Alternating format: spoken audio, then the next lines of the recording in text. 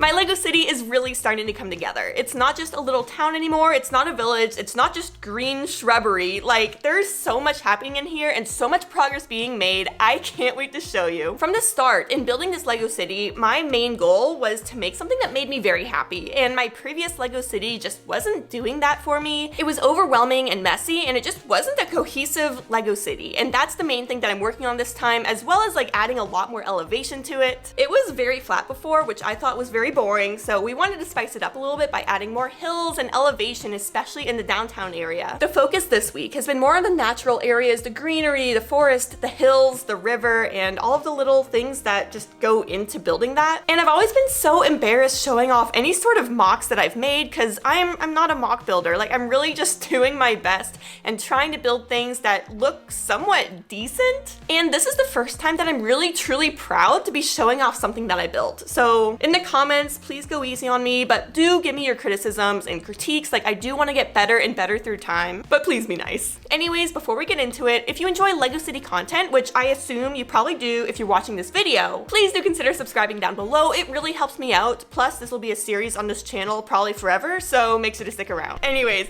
let's get into it. The first thing we worked on was a pumpkin patch. I really wanted to have a fun, spooky area in the Lego City, and I figured a pumpkin patch would be perfect for that. My husband Ross worked on this area, and he started by laying down a bunch of brown plates. Next, we wanted to add some elevation for the actual pumpkin patch area. He started adding the pumpkins, some vines, some more greenery, as well as some other critters throughout. And then he finished off by adding some more Halloween accessories and minifigures. And I think it looks really spooky and fun, but let me know your thoughts down in the comments below.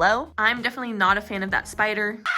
The next big project we took on this week was expanding the river, as well as building this bridge and well. I love how this turned out. This is definitely my favorite area in the Lego City right now, and most of these pieces actually were found at our local Pick-a-Brick wall, which made this a lot cheaper to work on. The reason that the bridge here is my favorite thing in the Lego City right now is because of the angle to it. It's kind of angled, as you can see, rather than being straight across on the base plate. Lego can be very blocky, and it kind of starts to form a grid, which you can kind of see our river starting to do here. I think we're gonna mix it up a little bit more and maybe have the river kind of go into other base plates periodically. And I think that'll make the river look more natural, but just having other weird angles in the Lego City really makes it look more realistic to me. But now let's focus a little bit on the well here. This was all designed completely by Ross, my husband, and it turned out so good. Creating any sort of curvature with Lego can be kind of a challenge, which is why I love these rounded 1x2 plates. By stacking them in this way, you can build a really beautiful curved structure, which was perfect for a well. But then when we take off the top of it here, you can see down inside, right on the base plate level, Ross put some 1x2 trans blue plates to represent water, and I just love having little details like that. It really brings your city to life. As I said earlier, something really important to me in the Lego City is having the natural area here look like something you would actually see in nature, which is why with the river, I wanted the ocean to be at the lowest possible level on the table, and then the river kind of inches up in elevation slowly, to the point where actually the headwaters are elevated by a brick, whereas the ocean is only elevated by a plate. So now let's shift gears to the part of the city I spent most of my time on this week, my hill. I love how this turned out, but it took so much time and so many pieces. I spent hours playing with these two pieces here, and just coming up with different combinations on how to make it look random, rigid, but also natural. Figuring out how to do the elevation was another big time sink, but I think it was worth it, especially since I don't want to be wasteful with these pieces. Even though we were able to stock up heavily at the Pick-a-Brick wall for most of these pieces we're using here, the price of these pieces still adds up pretty quickly, and I don't want to be wasteful, especially since I don't know how often they're gonna be found on the Pick-a-Brick wall. Ordering from Lego's online Pick-a-Brick store or even Bricklink are so much more expensive, so I'm trying to avoid that. And even though this was the first time for me ever building anything like this, and there was a ton of trial and error, I think I was pretty efficient with my piece usage, and I'm really happy with how it turned out. And the reason I chose this method for the hills, rather than the method I used for my Lego Super Mario World with slopes, is that this method here using plates makes it look a lot more realistic, whereas the slopes make it look a bit more cartoonish, which is good for Lego Super Mario World, but not so much for like a natural landscape like this. And so for the next update, at least in this grassy area, I want to expand this natural landscape going that way a little bit,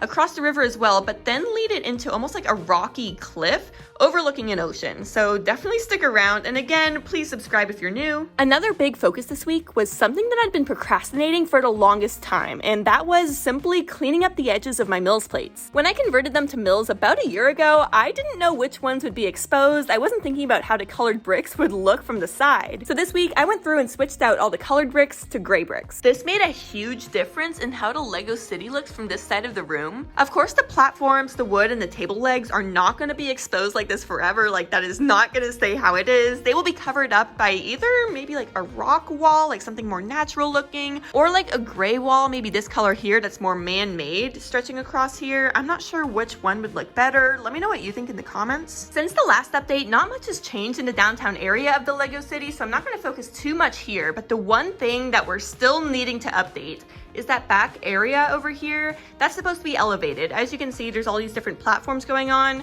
We just have this one last corner to elevate, so definitely stay tuned. Hopefully we get that done for next week. So now let's talk a little bit about what's coming next in the Lego City. So this hill is going to expand that way a bit more, and then this wall will do the same. However, there will be a staircase that comes down around here, and I'm not really sure whether to bring the greenery up or down or what to do with it in that area, but there still will be this kind of texture pretty much all throughout this green area. Another big thing I want to work on this week is a tunnel. So this road plate kind of goes to a dead end there. I want to have it going into a tunnel, or rather like kind of what looks like a tunnel. Obviously, I'm not going to continue to tunnel like underneath these wooden planks or anything, but I just feel like a tunnel is something that you would see there. I feel like it would make a lot of sense, and I did mock something up. I wasn't initially going to show it in this video because it's terrible, so don't look too closely, but this is kind of where I'm at so far. I want to have staircases on either side here so that the minifigures can go from different levels, like walking up the stairs. And then this is a 2-lane tunnel, so like one car on either side. I think it's a little too tall right now, so I need to shrink it down, but something I think would be kind of fun is having like lights in here, like 2 yellow lights, or even just trans yellow pieces kind of stuck there somehow to show like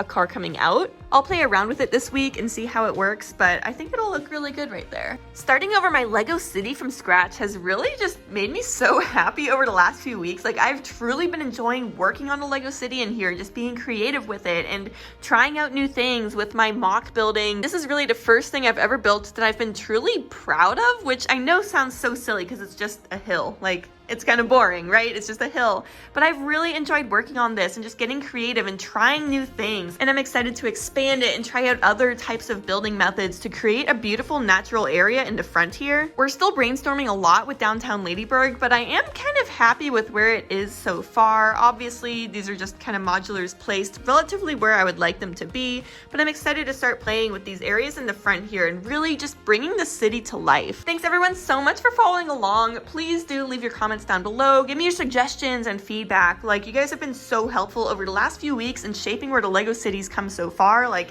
I definitely want to hear from you. Thanks again, everyone, so much for watching. Don't forget to subscribe down below to stay up to date with more city updates, and I'll see you next time.